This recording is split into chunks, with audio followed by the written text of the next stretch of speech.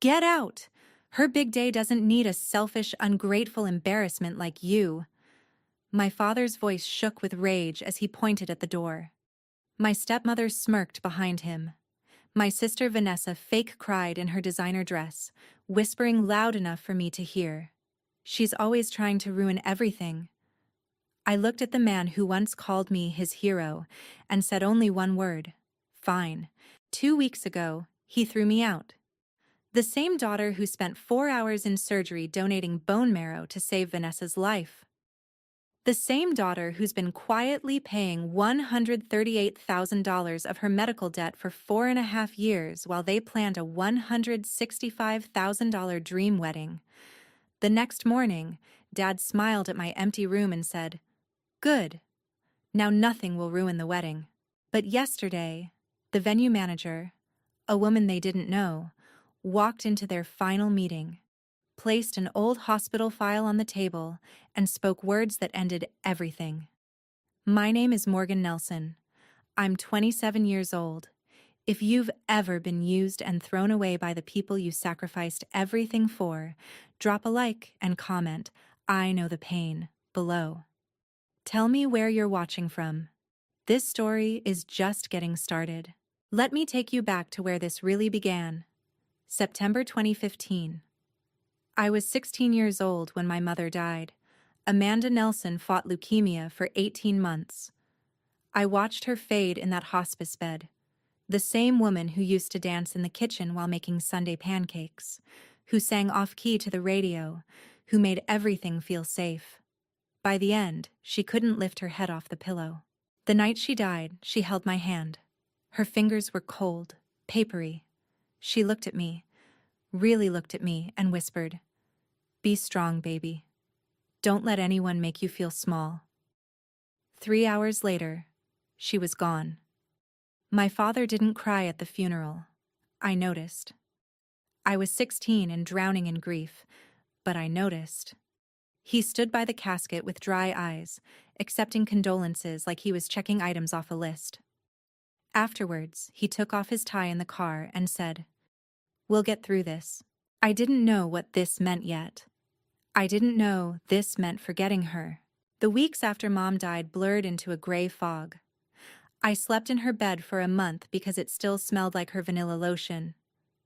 I kept finding her hair on the pillow. Long, dark strands that I couldn't bring myself to vacuum up. Dad threw himself into work, coming home later and later. Some nights I ate cereal for dinner alone at the kitchen island, while he sat in the garage with a bottle of whiskey. I was 16, trying to keep the house running. Doing laundry, cooking simple meals, pretending I was okay so he wouldn't have to worry. But every time I passed the family photos in the hallway, I felt a piece of me cracking. Mom was disappearing from the walls. And soon, it felt like she was disappearing from us too.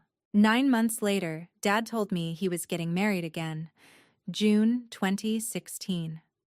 I came home from school and found him sitting at the kitchen table with a woman I'd never met. Her name was Corinne. She had dark hair, perfect makeup, and a smile that looked rehearsed. "Morgan, honey," she said, standing up, "I've heard so much about you." She hadn't, I could tell. Behind her was a girl about 13 years old, Vanessa, Corinne's daughter. She had her mother's dark hair and the same watchful eyes. Dad cleared his throat. "Corinne and I are engaged. We're getting married in August." I stared at him. "August? This August?" "I know it seems fast," Dad said. "But life is short, Morgan. Your mom would want me to be happy." I wanted to say, "You don't get to decide what Mom would want. You don't get to erase her in 9 months." Instead, I said nothing. At the engagement dinner, at Andina Restaurant, which had been Mom's favorite, which made it worse, Corinne smiled at me across the table. "Morgan, honey, I'm not trying to replace your mom. I just want us to be a family." She said it like a promise. It felt like a warning. Vanessa whispered something to Corinne in Spanish. I didn't understand the words, but I saw Corinne's expression shift. A look passed between them. Mother and daughter. A unit I wasn't part of. Dad married Corinne that August. By September, they'd moved into our house. By October, things started disappearing. Mom's photos came down first. Too painful for your father, Corinne explained, boxing them up. Then Mom's books, her piano, her garden tools. One day I came home from school and Mom's piano, the upright she'd had since college, was just gone. Where's the piano? I asked. Corinne was arranging Vanessa's art supplies on the cleared space. We needed room, honey. Vanessa's quite talented. That was my mom's. I know, but it was just taking up space. Nobody played it anymore. Nobody asked me if I played it. Nobody asked if I wanted it. They just erased it. By my senior year, the pattern was crystal clear. At Christmas 2017, Corinne replaced Mom's traditional Swedish ginger cookies with her own pecan pie recipe. New family traditions, she announced cheerfully. Vanessa got the biggest pile of presents while mine were practical. Socks. A planner. When I opened a small photo album I'd made of Mom's old recipes, Corinne smiled politely and set it aside. That's sweet, honey. It never made it under the tree again. School events were worse. Vanessa's dance recitals got the whole family in the front row with flowers. My academic award ceremony? Dad came alone, left early for a work call. Corinne redecorated my bedroom while I was at a weekend debate tournament. When I came home, my posters were gone, replaced by neutral beige walls and a guest room vibe. We thought you'd like it fresher for when you visit from college, she said. I was still living there. My room became the guest room the following year. Corinne redecorated, new paint, new curtains, new bedding. My things got moved to the basement. So you have more space when you come home from college, she said.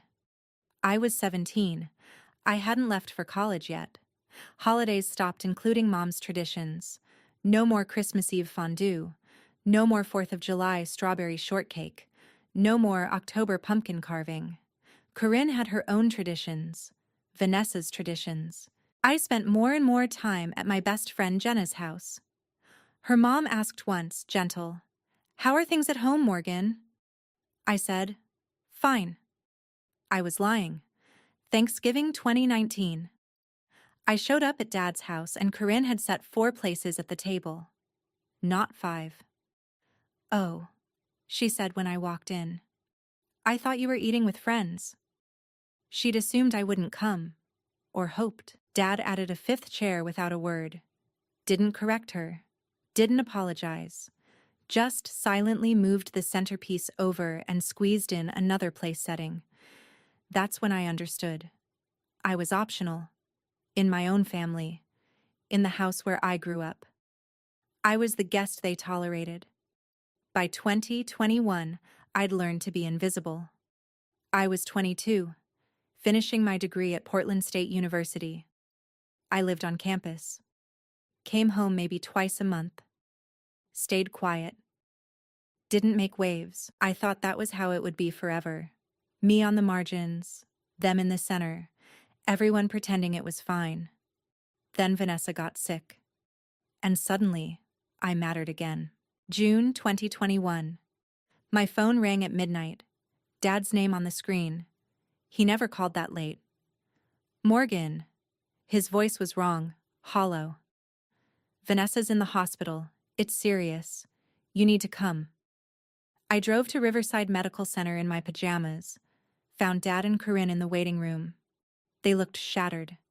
Dad's face was gray. Corinne's makeup was smeared from crying. "What happened?" I said. Dad looked up. "It's leukemia." 2 words. The same disease that killed Mom. The diagnosis was acute lymphoblastic leukemia. Aggressive, life-threatening. Without treatment, the oncologist said Vanessa had 4 to 8 months. With treatment, chemotherapy, radiation, and a bone marrow transplant, she had a 65 to 75% chance of 5-year survival, but she needed a donor. They tested Dad first. Partial match. 5 out of 10 HLA markers. Not enough. Corinne wasn't biologically related, so she couldn't match. That left me. 7 days waiting for results. I Googled bone marrow donation every night, read about the procedure, 4 hours of surgery, weeks of recovery, possible complications. I read survivor stories, donor stories, stories about pain that lasted months. I didn't care. Vanessa was 18 years old. However, I felt about our family, about Corinne, about being pushed to the edges. I wasn't going to let her die if I could help it. The doctor called on day 7. Morgan, you're a perfect match. 10 out of 10. Early July, we had a family meeting with Dr. Raymond Shaw, the oncologist. He laid it out clearly. Without a transplant from me, Vanessa's survival chances dropped to less than 20%. Dad looked at me across that hospital table. Morgan, he said, and his voice broke. Will you? Yes, I said. Of course. In the family meeting with Dr. Shaw, the oncologist was brutally honest. He showed us charts, survival rates, and the risks of the transplant for me as donor. Dad kept nodding, but his eyes were glassy. Corinne cried quietly into a tissue. Vanessa looked terrified. When the doctor asked if I understood I might face long-term side effects, chronic pain, fatigue, even fertility issues, I swallowed hard and said yes anyway. Patricia, who was assisting that day, gave me a small, encouraging nod from the corner of the room. I clung to that nod like a lifeline. Corinne started crying. Real tears, for once. Thank you, she whispered. Thank you so much. Vanessa, pale and thin from chemo, looked at me with frightened eyes. Will it hurt you? I lied. Not really. The truth was, it would hurt like hell, but watching her die would hurt more. August 14th, 2021, the night before surgery. I was alone in the pre-op room. Dad visited for 10 minutes, stood in the doorway like he didn't know whether to come in or leave. You don't have to do this, he said finally. Yes, I do. He nodded. Didn't say thank you, just left. Corinne sent a text. We're praying for you. Vanessa didn't visit. She was too sick. I told myself that was okay. A nurse came in to check my vitals. She introduced herself as Patricia. Mid-40s, kind eyes, steady hands. I'll be here when you wake up, she said. You're doing something extraordinary. I didn't feel extraordinary. I felt scared. August 15th, 2021. 4 hours under general anesthesia. When I woke up, everything was on fire. My hips, my lower back, my entire pelvis, burning, grinding, crushing pain. Patricia was there, like she promised. You did it, she said softly. Vanessa's transplant is starting now. I tried to speak. Couldn't. Just nodded. Then passed out again. I was hospitalized for 3 days. The pain was constant, an 8 or 9 out of 10 even with medication. I couldn't sit up. Couldn't walk without help. Physical therapy was torture. Dad visited twice. Each time he stayed maybe 10 minutes. Asked how I was feeling. Said Vanessa's doing well. Then left. Corinne visited once. I kept track. I don't know why. Maybe because when you're lying in a hospital bed in that much pain, alone most of the time, you notice who shows up and who doesn't. Vanessa's room was across the hall. I could see the visitors coming and going. Balloons, flowers, cards. Corinne practically lived there. Dad was there every day. Patricia noticed too. On day 2 post-op, I pressed the call button because I needed help getting to the bathroom. She came immediately. Where's your dad? She asked, helping me stand. I checked the board outside my door where they logged visitors. With Vanessa, I said. Patricia's mouth tightened, but she didn't say anything. Discharge day, I needed a wheelchair. Corinne said, we'll pick you up after we check on Vanessa. They were an hour late. The first 2 weeks at home were hell. The extraction sites on my hips throbbed constantly. I couldn't lie on my back. Showers took 45 minutes because I had to sit on a plastic chair. Dad would poke his head in, ask, "You good?" and disappear to Vanessa's room. Corinne brought me soup once and left the bowl on the nightstand without a word. I remember lying there at 3 a.m., feverish and crying silently into my pillow, scrolling through old photos of Mom on my phone. That was when I first realized I had given part of my body to keep Vanessa alive, but in this house, I was still invisible. Home recovery was worse than the hospital. Infections set in at the extraction sites, fever, antibiotics. I couldn't return to Portland State for fall semester. Stayed at Dad's house because I couldn't manage stairs at my campus apartment. I felt like a ghost living there. They were so focused on Vanessa, her recovery, her checkups, her medication schedule, that I disappeared into the walls. September 2021. Vanessa came home. She was weak, but improving. Cancer-free, the doctors said. A miracle. Thanksgiving that year, Vanessa was healthy enough to come to dinner. Everyone celebrated. Corinne made a toast. "To Vanessa," she said, raising her glass. "Our survivor." I was sitting right there, in a heating pad, still in pain 4 months later, taking ibuprofen like candy. No one toasted the donor. December 2021, a medical bill arrived. Total charges, $680,000. Insurance paid, $520,000. Patient responsibility, $160,000. I opened it in the kitchen, stared at that number, felt sick. Dad walked in, saw the paper in my hands. "Insurance will handle it," he said. Took the bill. Filed it somewhere. I wanted to believe him. October 2021, 3 months after the donation. My phone rang while I was in the campus library, trying to catch up on coursework I'd missed. Unknown number, collection agency. "Ms. Nelson, this is regarding an outstanding medical balance of $160,000 for treatment provided to Vanessa Nelson in June and July 2021. We need to discuss payment arrangements." My stomach dropped. That was supposed to be covered by insurance.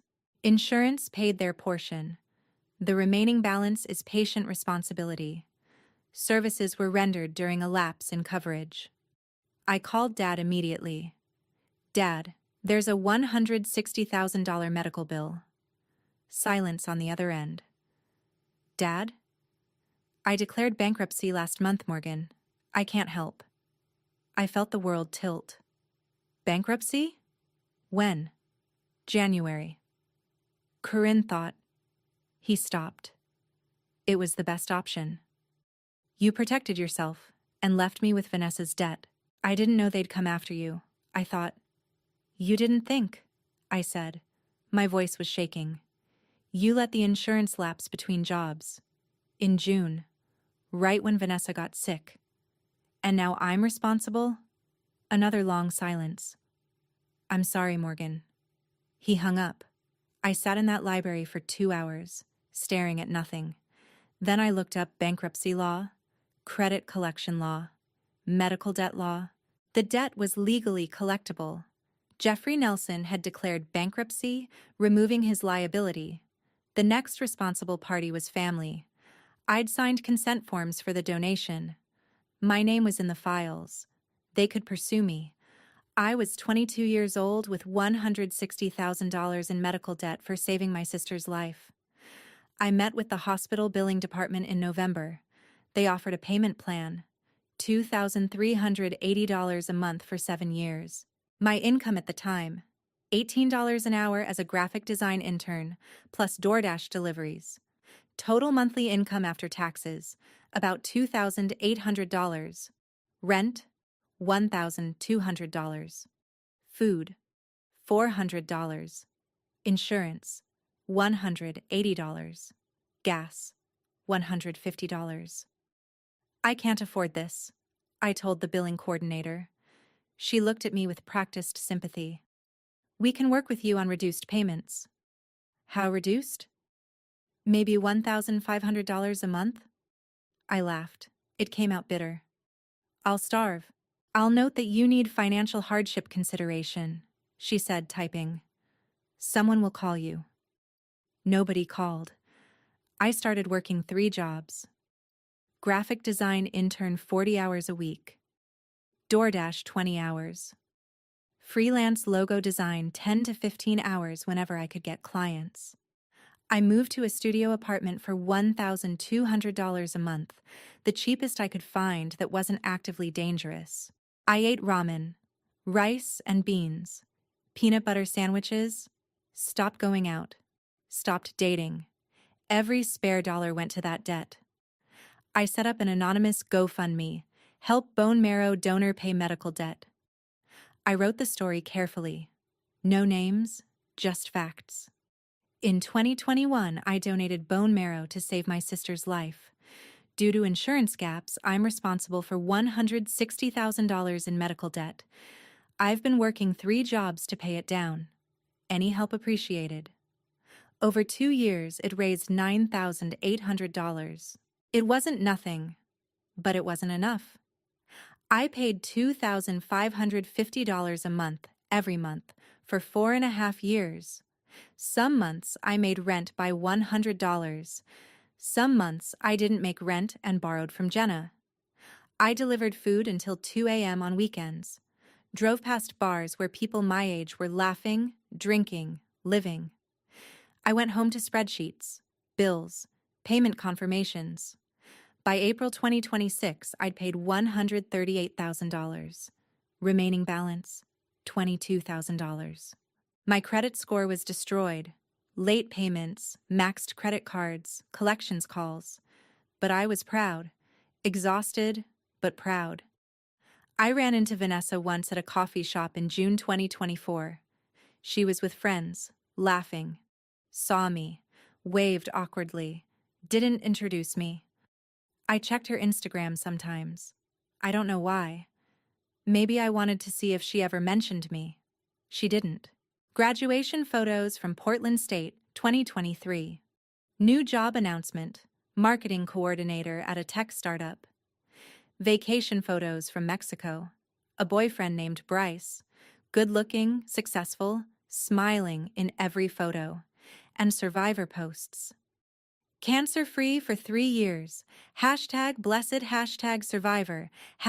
#living my best life. Never once. My sister saved my life. March 2026. I made payment number 54. $138,000 total paid. I screenshot the confirmation on my phone. Thought about sending it to Vanessa. Didn't. She was in Cabo that week. Posted sunset photos with captions like, "Grateful for this beautiful life." My beautiful life was ramen and spreadsheets. Then Dad texted, "Can we talk? It's about Vanessa's wedding." The Instagram post appeared at 11 p.m. Vanessa and Bryce at Powell's Books, downtown Portland. He'd proposed in the rare books section. Romantic, public, perfectly Instagrammable. The ring was massive. I Googled it later. Similar styles ran $12,000. The caption, "He asked." I said yes. Cancer survivor gets her happily ever after. #blessed #survivor bride. 800 likes in an hour. Comments flooding in. "You deserve this. So happy for you. What a gorgeous ring." I stared at that post at midnight. Couldn't sleep. The ring cost more than I'd paid in medical bills that entire year. She called herself a survivor. Not donor, not sister, not Morgan, just survivor.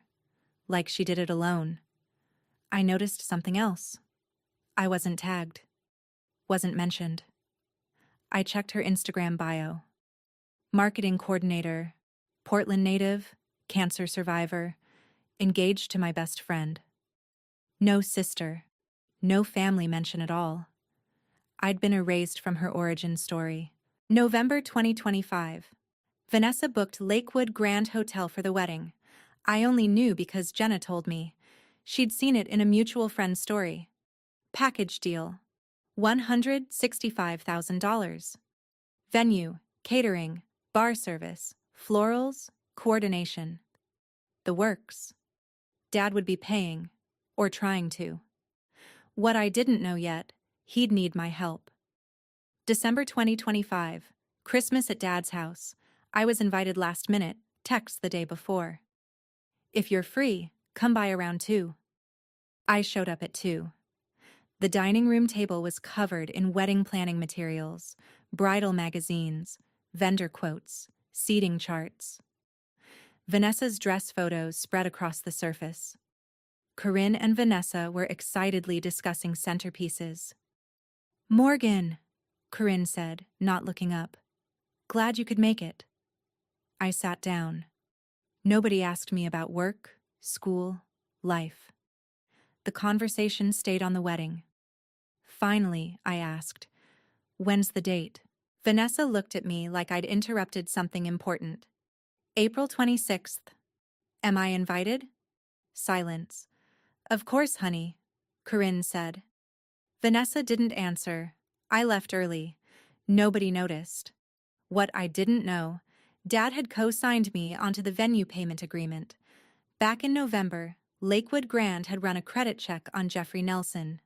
Post-bankruptcy credit score, 480. Not good enough for a $165,000 booking. The venue required either full payment upfront or a co-signer with good credit. Dad called me mid-November. "I need a favor, just paperwork. I'm booking Vanessa's wedding venue and they need a co-signer for the payment plan. You don't have to do anything, just sign. I'll handle all the payments." I hesitated. Our relationship was strained, but not broken. Not yet. "It's just a formality," he said. "Please, Morgan, for Vanessa." I signed. I didn't read the fine print, didn't know I was giving myself legal standing I'd need later. The contract clause I missed. Co-signer retains right to withdraw authorization if primary signer defaults on payment. February 2026. Dad called again. Different tone. Strained. "Can we meet? I need to talk to you about something." My first thought, Vanessa's sick again. Leukemia relapse. Fear kicked in immediately. "Is Vanessa okay?" "She's fine. It's not medical. Can we meet tomorrow?" I agreed. We met at Stumptown Coffee in the Pearl District. He arrived 10 minutes late looking tired. Ordered coffee, didn't drink it. Small talk. Awkward. Finally, he got to it. "We have a problem with Vanessa's wedding. The final payment is $130,000, due next month. We don't have it." I blinked. "What?" "I know you have savings." "What savings?" "Your mom left you money." "That's gone, Dad. I've been paying medical bills." He looked confused. "What medical bills?" I stared at him. "Vanessa's insurance covered that." I pulled out my phone, opened my banking app, pulled up my payment history. 54 payments, $2,550 each. Total, $138,000. I turned the screen toward him. He went pale. "Insurance covered $520,000, I said. "You let the coverage lapse in June 2021. June and July treatment, emergency chemo, hospitalization, happened during the gap. That's $160,000 patient responsibility. You declared bankruptcy. It fell to me." He sat back, speechless. "You never asked how I was doing," I continued. My voice was steady, cold. "You never asked if I needed help. You protected yourself and moved on. Where did you think that debt went?" "I didn't know they'd come after you, I swear I didn't. But you didn't ask." Silence. Then he pivoted, changed tactics. "But family helps family, Morgan. This is Vanessa's wedding. She's your sister. She almost died." Don't you want her to be happy? I gave her my bone marrow. I gave her 4 years of my income. I can't give her my future, too. You're being selfish. The word hit like a slap. I stood up. I'm not doing this. Where are you going? Anywhere but here. I left. He didn't follow. My phone buzzed in the car. Text from Dad. You're making a mistake. I deleted it. The collection calls started coming at all hours. They were relentless, threatening credit damage, wage garnishment, even legal action. My credit score, which had been decent at 720, plummeted below 500 within months. I couldn't get approved for a simple apartment lease and had to use a co-signer service that charged extra fees. There was one night in February 2022 when I sat on the floor of my studio with final notices spread around me, eating cold ramen, seriously considering dropping out of college to work full-time. I called the hospital billing department again, voice shaking, begging for more hardship options. They offered a slightly lower payment. I hung up and cried until I couldn't breathe. Then I got up, opened my laptop, and applied for another freelance gig. Giving up wasn't an option. Late February, early March, Corinne started calling. 7 calls in 10 days. I didn't answer. The voicemails escalated. First, Morgan, honey, let's talk. I'm sure we can work something out. Middle, your father is very hurt by your decision. This isn't like you. Last, after everything we've done for you, this is how you repay us? Vanessa is devastated. I saved every voicemail. She told extended family I was refusing to help. I found out when Uncle Calvin called. Your dad's drowning in wedding costs. Can't you loan them something? Did he tell you about the $138,000 I've already paid? What? The medical debt. From Vanessa's leukemia. I've been paying it for 4.5 years. Calvin was quiet. He never mentioned that. No one did, I said, because no one asked. Calvin didn't call back. Corinne wasn't done. Mid-March, Vanessa started posting vague Instagram stories. When people let you down. Family isn't always who you expect. Some people are takers, not givers. The comments poured in. You deserve better. Stay strong. Some people just don't appreciate second chances. That last one was from Ashley, one of Vanessa's bridesmaids. Jenna screenshot it all and sent it to me. Are you seeing this? Yeah. Do you want me to say something? No. Let them believe what they want. I know the truth. But it hurt. Watching them rewrite history. Watching them paint me as the villain. I saved all the screenshots, added them to a folder on my phone labeled Receipts. I didn't know yet that I'd need them. April 12th, 2026. Saturday, 2 weeks before the wedding.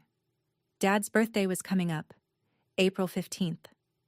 I bought him a book on Oregon Trail history, something he'd mentioned wanting months ago, back when we still talked. I drove to the house in Lake Oswego. Vanessa's car was in the driveway. I hesitated, thought about leaving the gift on the porch and going, but I knocked. Vanessa opened the door. Her smile dropped immediately. What are you doing here? Bringing Dad's birthday gift. She glanced back. I heard laughter inside. Bridesmaids. He's not here. I can leave it. Fine. I stepped inside anyway. 4 bridesmaids in the living room, surrounded by wedding magazines and champagne glasses. They stopped talking when they saw me. One of them, Ashley, looked me up and down. Oh, you're the sister. She said it like I was a rumor. Yeah, I said. I'm the sister. Vanessa grabbed my arm. Let's talk outside. She pulled me onto the porch, closed the door behind us. You can't just show up. I brought a birthday gift. You're making everything about you. Again. I felt something snap. When have I ever made this about me? You're jealous. You've always been jealous. Of what? that I'm getting married, that I have a life, that I survived. The word hung between us. You survived because of me, I said quietly. I gave you my bone marrow. I'm still paying for it. She went pale. That's not fair. What's not fair is... The door opened. Corinne appeared. What's going on? Vanessa's tears started. Real ones this time. She's yelling at me about the bone marrow thing again. The bone marrow thing? I repeated. Morgan, this isn't appropriate. You're upsetting her. I upset her? Dad's car pulled into the driveway. He got out, saw Vanessa crying, saw me standing there with his birthday gift in my hands, saw Corinne's protective stance. Morgan, what did you do? Not. What happened? Not. Are you okay? What did you do? I tried to explain. He cut me off. I don't want to hear it. Dad, I just came to... You need to leave. Now. I brought you a birthday. I don't care why you came. His voice rose. Get out. Her big day doesn't need a selfish, ungrateful embarrassment like you. The word embarrassment hit like a physical blow. I looked at Vanessa, standing behind Corinne, watching, not defending me, not saying anything. I looked at my father, the man who once called me his hero when I agreed to donate. I said one word. Fine. I dropped the birthday gift on the porch. It landed with a thud. Walked to my car. Got in. Drove away. I didn't cry. Didn't scream. Just drove. And I decided, I'm done. 20 minutes later, my phone buzzed. Text from Corinne. Don't contact us again until after the wedding. Vanessa needs peace.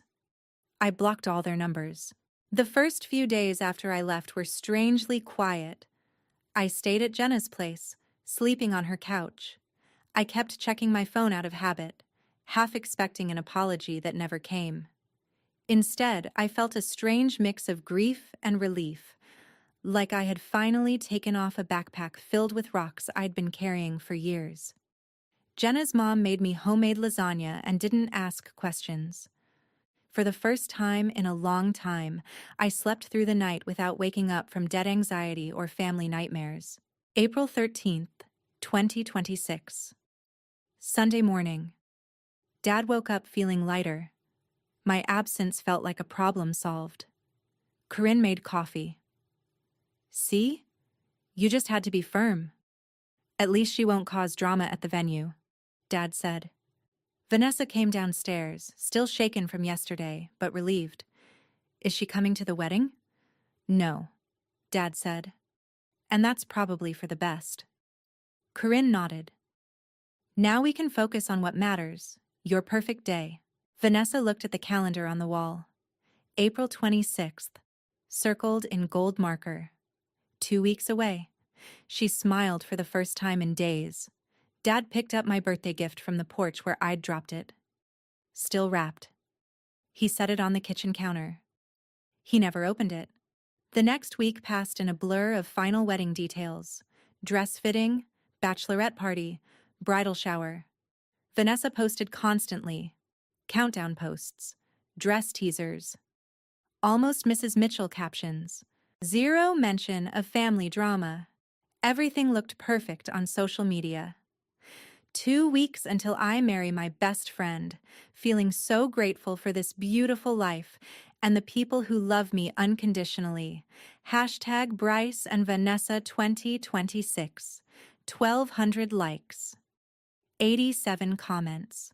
1 comment from the venue coordinator, Patricia Hoffman. Congratulations. Looking forward to your beautiful day at Lakewood. Vanessa liked it. Didn't remember Patricia as her old nurse. April 20th. Sunday. 6 days before the wedding. Dad's $130,000 final payment check bounced. The venue accounting department sent an email. Final payment must clear by April 23rd per contract clause 8.3, or event will be canceled. Dad panicked. Tried to get a loan. Denied. Bankruptcy still on his record. Tried another 401k withdrawal. Already maxed out. He told Corinne over dinner. What do you mean the check bounced? I don't have it. I thought I could cover it, but... Call Morgan. I can't. She blocked us. Then unblock yourself. Fix this. She won't help. Make her. Dad tried emailing me. Email bounced. I'd filtered him. By April 21st, Lakewood Grand sent a second notice. Dad was out of options. What he didn't know, Patricia Hoffman was reviewing venue accounts that day. Saw the bounced payment. Saw Vanessa Nelson on the booking. The name was familiar. She checked her personal nursing journal, notes she'd kept throughout her career. Anonymized. Legal. Found an entry from August 2021. Bone marrow donor, early 20s. Sister VN, leukemia patient. Donor MN. Difficult recovery. Family visited donor 2 times in 4 weeks. Donor alone most of recovery. Patricia remembered. The young woman in pain. The family that stayed with the patient instead. She Googled Morgan Nelson Portland bone marrow donor. Found a GoFundMe from 2023. Help bone marrow donor pay medical debt. The description: in 2021, I donated bone marrow to save my sister's life. Due to insurance gaps, I'm responsible for $160,000 in medical debt. I've been working 3 jobs to pay it down. Any help appreciated. Amount raised, $9,800. Last updated, 2024. Patricia's heart sank. She looked at the venue contract again. Co-signer, Morgan Nelson. She made a decision. My phone rang. Unknown number. I almost didn't answer. Morgan Nelson? Yes. Who's this? My name is Patricia Hoffman. I was a nurse at Riverside Medical Center in 2021. I believe I cared for you after your bone marrow donation. My breath stopped. I remember you. I'm calling because I'm now the venue coordinator at Lakewood Grand Hotel. Your sister Vanessa booked her wedding here. Silence. I saw your name on the co-signer agreement. I found your GoFundMe. Morgan, are you still paying medical debt from saving her life? My voice came out flat. Yes. How much have you paid? $138,000. Over 4.5 years. Quiet on the other end. Then soft. And they kicked you out? 2 weeks ago. Can you email me documentation? Payment records. Billing statements. I need to verify before I take action. What action? That's what I'm trying to determine. Can you send me what you have? Why are you doing this? Because I was there, Morgan. I remember what you went through. I remember how little they visited. And I just read that you're still paying. That's not right. I sent the email that night. 18 attachments. 54 payment confirmations. Bank statements with account numbers blacked out. Billing records. The collection notice from October 2021. Total, $138,000 paid. Patricia called me back the next morning. I've reviewed everything. The venue contract has a clause. If the primary signer defaults on payment and the co-signer withdraws authorization, we must cancel. I didn't know I was a co-signer. Your father listed you in November. You signed the agreement. I barely remembered. He'd said it was just paperwork. Your father's payment bounced. He's in default. Per the contract, I'm required to confirm with all authorized parties. Do you authorize this event to proceed? Long silence. If I say no, the wedding is canceled. I closed my eyes. Thought about August 15th, 2021. 4 hours in surgery. 4 months of pain. 4.5 years of debt. Thought about Vanessa's Instagram. Survivor. Never sister. Thought about Dad screaming, "Get out." Thought about Corinne's text. "Don't contact us." I said, "No, I don't authorize it." "Understood," Patricia said. "I'll inform them." I hung up. Sat in silence for an hour. Then I texted Jenna. "I just canceled Vanessa's wedding." She called immediately. What? I explained everything. Good, Jenna said. They deserve it. I wasn't sure how I felt. Relief? Guilt? Rage? All three. April 24th, 2026. Thursday, 6 p.m., 2 days before the wedding. Patricia sent an email that morning. Emergency venue consultation required. Please bring bride, groom, immediate family, and wedding party. 6 p.m. today. 12 people gathered in the Lakewood Grand Conference Room. Dad, Corinne, Vanessa, Bryce. Bryce's parents, Douglas and Helen Mitchell. 4 bridesmaids, including Ashley. 2 groomsmen. Wedding planner Diane Foster. Everyone confused. Nervous, Patricia entered with a briefcase. Thank you for coming, she said. This won't take long. She opened the briefcase, pulled out the venue contract. Mr. Nelson, when you booked this venue, you listed Morgan Nelson as a co-signer on the payment agreement. That designation carries legal authority. Dad shifted uncomfortably. The payment is being handled. Your check bounced, Mr. Nelson. Your co-signer has been contacted per venue policy. Vanessa leaned forward. Morgan's not even invited to the wedding. Why does she matter? Patricia looked at her, really looked at her. Because she's the reason you're alive to have one. The room went silent. Bryce turned to Vanessa. What does she mean? Patricia placed documents on the table, one by one. Hospital discharge summary from September 2021. Patient Vanessa Nelson received allogeneic bone marrow transplant from matched sibling donor Morgan Nelson, August 15, 2021. Transplant successful. Donor experienced post-operative complications requiring extended recovery. Medical billing statement. Total charges, $680,000. Insurance paid, $520,000. Outstanding balance, $160,000.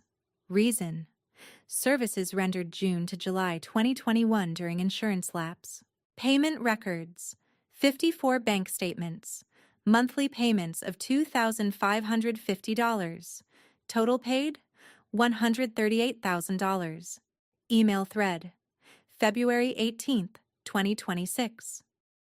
Jeffrey requesting $130,000 loan. Morgan's response: I'm still paying Vanessa's medical debt. I can't.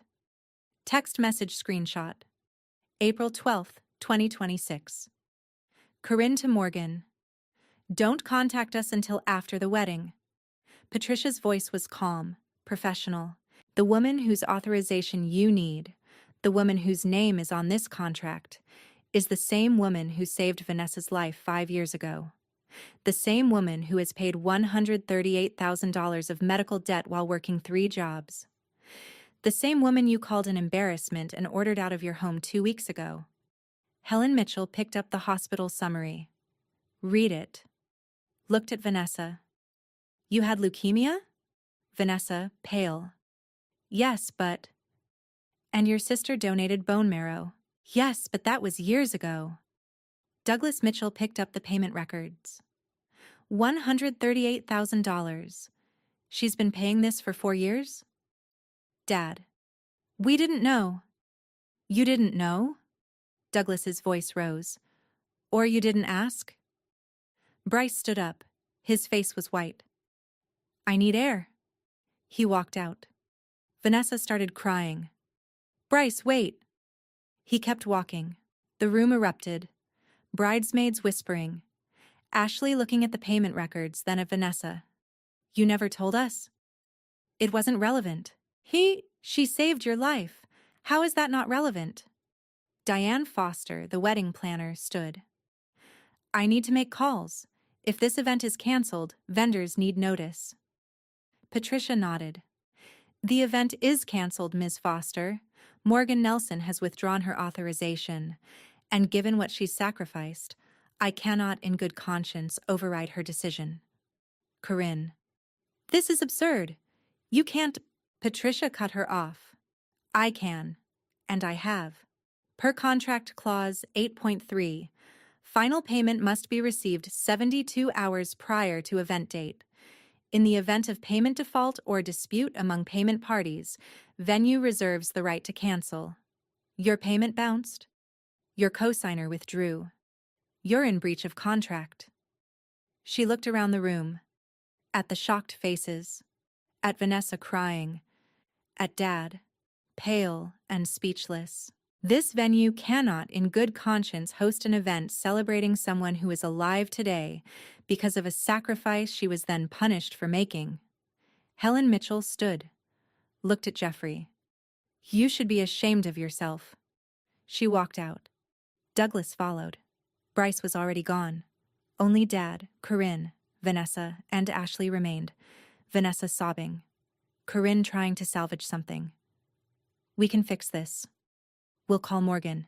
Patricia closed her briefcase. She won't answer. And even if you find payment elsewhere, I cannot proceed without the cosigner's authorization. Ms. Nelson has withdrawn. This event is canceled. She looked at Jeffrey. Maybe you didn't know about the debt, but you knew she saved Vanessa's life. You knew she suffered, and you still called her an embarrassment. That's enough. She left. Ashley quietly. I'm out. I can't be part of this. She left too. Vanessa alone with Jeffrey and Corinne, crying in an empty conference room. The wedding was gone. April 25th, 2026. Friday. Diane Foster sent a mass email to 37 vendors. The Nelson Mitchell wedding scheduled for April 26, 2026 at Lakewood Grand Hotel has been canceled due to unforeseen circumstances. Please process refunds per your contract terms. Responses came within hours. Florist. Refund $8,000, keep $2,000 cancellation fee. Caterer. Refund $18,000, keep $7,000. Photographer. Refund $4,000. Keep $1,000. DJ. Band, hair and makeup, transportation. All partial refunds. Total lost. $58,000 in non-refundable deposits. Vanessa watched the email notifications pile up on her phone. Started counting. Realized how much was gone. Called Bryce 17 times. No answer. Finally, a text from him. I need time. That night, Dad tried calling the Mitchells. Douglas answered. The wedding is off, Douglas said. Bryce needs space. We can work this out. I don't think you understand. My son is reconsidering the engagement. What? He feels you weren't honest about your family dynamics. We didn't lie. You didn't tell the truth either. That's the same thing. Click. April 26th, 2026. Saturday. Would-be wedding day. Vanessa woke up to an empty calendar and a silent phone. Bryce's mother, Helen, called Dad that afternoon. Bryce has decided he needs to speak with Vanessa. They're meeting tomorrow. Is he? I don't know what he's decided, but I can tell you that my husband and I are very disappointed in how your family treated the person who saved your daughter's life. April 27th, 2026. Sunday. Bryce agreed to meet Vanessa at a coffee shop downtown. She got there early. Waited. He arrived exactly on time. Sat down across from her. Why didn't you tell me? He said. Tell you what? That you had leukemia, that your sister donated bone marrow, that she saved your life. I didn't want to be defined by it. You posted about being a survivor 47 times on Instagram. You weren't hiding cancer. You were hiding her. Silence. Did you know Morgan was still paying your medical bills? Vanessa looked down. I didn't think about it. You didn't think about it. His voice was flat. Your sister donated bone marrow. 4 hours of surgery. Complications for months. She paid $138,000 over 4 years. And you didn't think about it. It's complicated. It's not complicated. She saved your life. You erased her. Then you let your parents call her an embarrassment. That's not complicated, that's cruel. I made a mistake. You made a choice. Multiple choices. He pulled the engagement ring from his pocket, placed it on the table between them.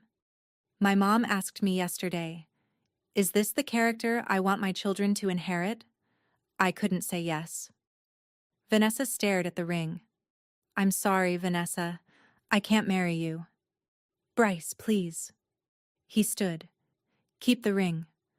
Consider it payment for the lesson you didn't want to learn." He walked out. Vanessa sat there for 20 minutes, staring at that ring. Then she left it on the table and walked away. I wasn't there for any of it. I learned about the venue meeting from Jenna, who heard it from a friend who heard it from Ashley. The story spread through our social circles like wildfire. Whispers, screenshots, DMs. Some people defended Vanessa. She was sick. It's complicated. Most didn't. She let them kick Morgan out? Morgan's been paying debt for 4 years? And they called her an embarrassment? Vanessa's friend count dropped. 12 people unfollowed or unfriended her over 3 days. The perfect image was cracking. April 28th, 2026. Monday. I received a letter, forwarded from Dad's old address, postmarked April 28th, from Bryce Mitchell. "Morgan, I don't know if you'll read this. I hope you do.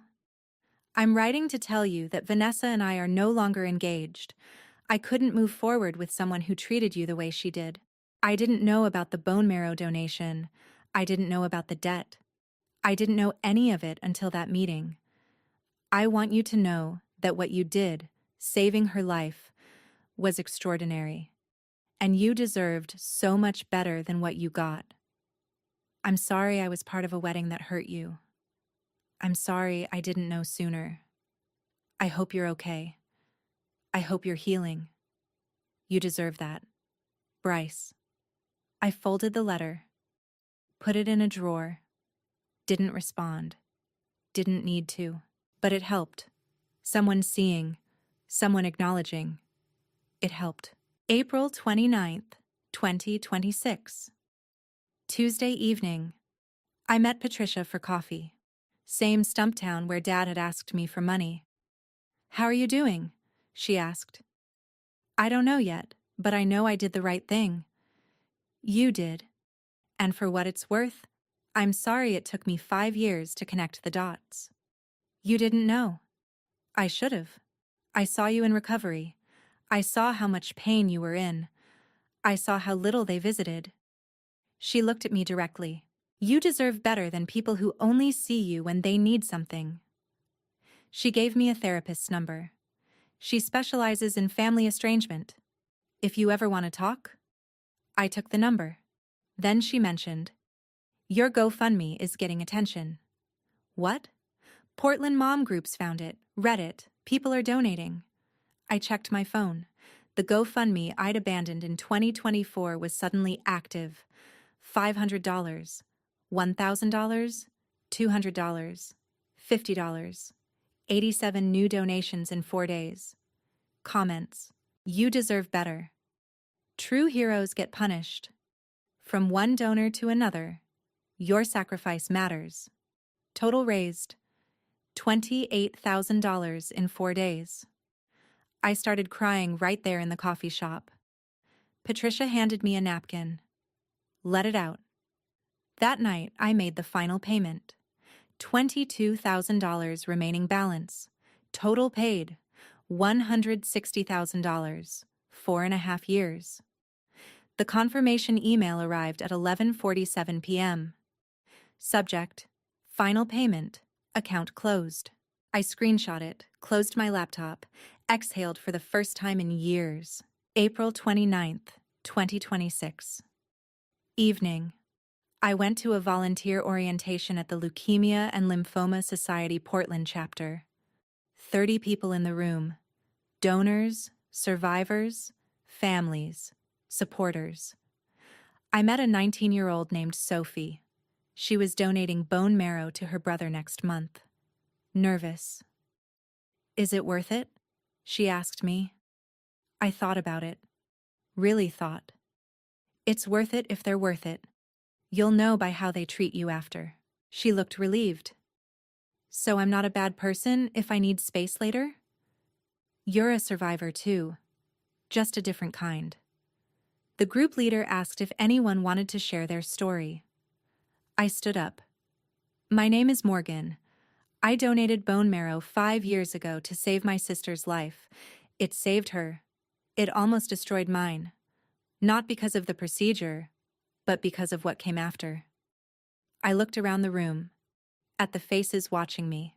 I'm here to make sure other donors don't have to choose between saving someone and saving themselves.